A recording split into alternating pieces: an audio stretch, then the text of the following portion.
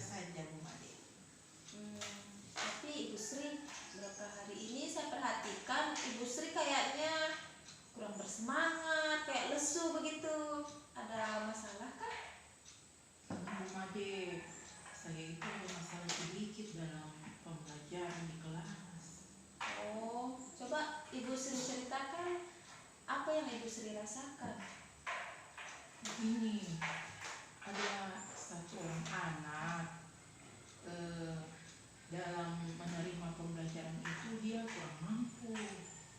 Namanya Fir. Oh, apa yang membuat Ibu Sri berpikir demikian?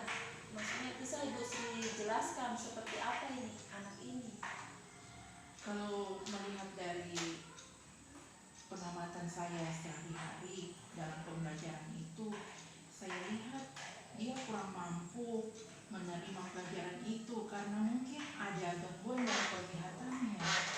Oh, seperti itu. Jadi dari diskusi kita ini, apa yang Ibu Sri harapkan atau apa yang ingin dicapai dari diskusi kita ini? Saya berharap Bu Made ada solusi dari permasalahan yang saya hadapi ini. Saya bingung apa yang harus saya lakukan agar dia bisa menerima dan mampu menerima pelajaran baik seperti teman-temannya yang lain. Oh, jadi permasalahannya Ibu Sri ini anak muridnya Ibu Sri ada yang kurang mampu menerima pembelajaran.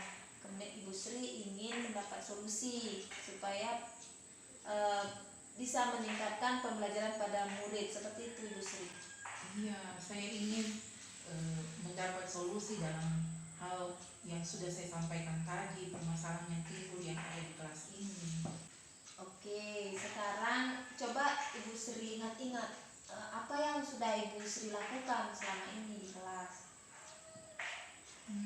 Saya rasa saya sudah melakukan berbagai macam cara dalam memberikan pembelajaran di kelas. Cara apa saja yang sudah Ibu Sri lakukan? Maksudnya dalam Ibu Sri memberikan tugas-tugas itu bagaimana?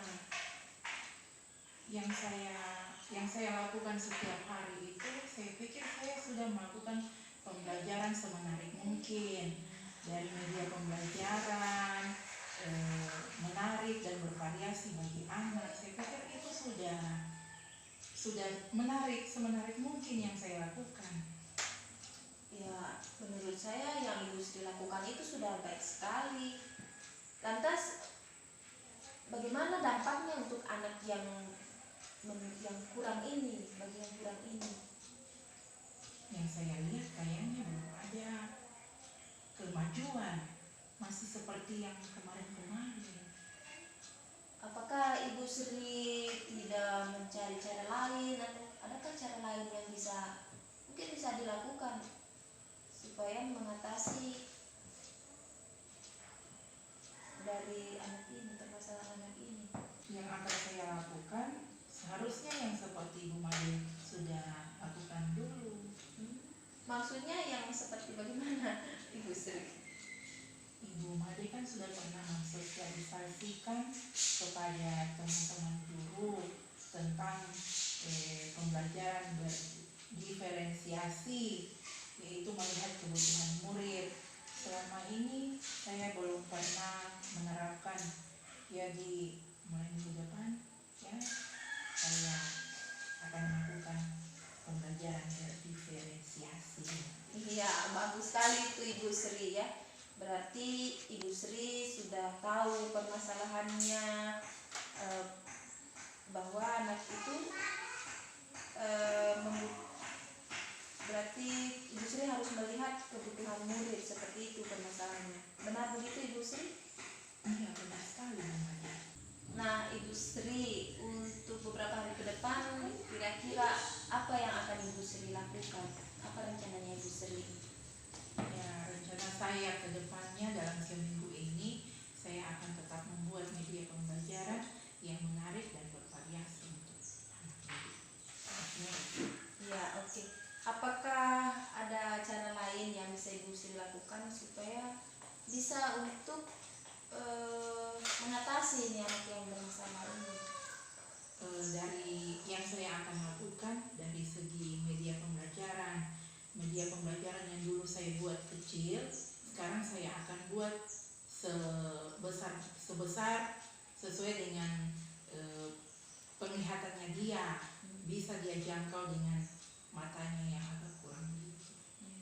Ya, bagus itu Ibu Sri ya, berarti Ibu Sri mencoba untuk memenuhi kebutuhan murid kan untuk pembelajaran. Saya rasa itu bagus sekali itu ya, supaya kita itu memang di kelas itu harus melihat kebutuhan murid seperti yang kami dapat selama ini. Pembelajaran berdiferensiasi memang seperti itu metodenya ya. Oke, apakah komitmen Ibu selanjutnya untuk dapat melaksanakan apa yang sudah Ibu rencanakan ini? Saya akan tetap membuat media pembelajaran semenarik mungkin, menarik dan lebih bervariasi karena melihat kebutuhan anak yang ada di dalam kelas ini. Ya. Jadi siapa kira-kira ini yang dapat membantu untuk mengingatkan komitmen Ibu Sri dalam melaksanakan rencana Ibu Sri? Saya akan tetap minta bantuan dari Ibu Made, karena Ibu Made saya lihat sudah memahami tentang pembelajaran berdiferensiasi. Oke Ibu Sri, saya siap untuk membantu Ibu Sri.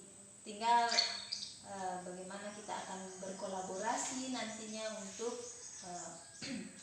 pembelajaran di kelas, supaya kita bisa memberikan pembelajaran itu yang sesuai dengan kebutuhan murid seperti itu. Iya Bu Made, saya juga tetap akan belajar dari Bu Made, dan juga ada penerimaan ini calon CGP ya. Saya akan mengusahakan untuk ikut, semoga saya juga lulus. Ya, mantap itu Bu Sri, mantap, Boleh semangatnya luar biasa. Okay. Saya mendukung Ibu Sri sebagai sesama rekan, saya sangat mendukung. Oke Ibu Sri, apakah ada lagi yang masih mengganjal dalam hatinya Ibu? Tidak ada lagi Bu Made, sudah cukup. Terima kasih Bu Made sudah memperingatkan saya, sudah memberikan solusi untuk saya. Terima kasih. Ya, sama-sama Ibu Sri. Kedepannya semoga kita bisa terus berkolaborasi untuk kemajuan pendidikan di sekolah kita ini. Setelah saya melihat praktek coaching yang dilakukan oleh Ibu Nimadenita bersama rekannya Ibu Sri Rahayunua, di sini coach sudah menyampaikan pembukaan dengan menjalin komunikasi yang menggambarkan keakraban coach dengan coachee. Saya juga sudah melihat coachee juga sudah ada menyampaikan permasalahan yang dialami dan menyampaikan tujuan yang ingin dicapai secara jelas dengan berdiskusi yang terbentuk dari coach dan coachee. Dalam langkah identifikasi, pertanyaan yang diberikan coach bersifat terbuka sehingga mampu mengeksplor coachee untuk memberikan jawaban yang spesifik atau mendetail sehingga mampu membangkitkan semangat coachee dari coachee itu sendiri. Di mana coach juga sudah memberikan pertanyaan terbuka dan reflektif dan mengarahkan dalam mengambil keputusan sendiri terhadap coachee itu sendiri. Selanjutnya, di mana saya melihat coach sudah bertanya dalam hal mengarahkan coachee untuk mengambil komitmen yang mandiri dan berbasis model Tirta. Terima kasih. Hasil praktek coaching hari ini bersama Ibu Made, saya merasa lega dan senang karena saya sudah bisa mendapatkan solusi dari permasalahan yang saya hadapi di kelas. Terima kasih Bu Made.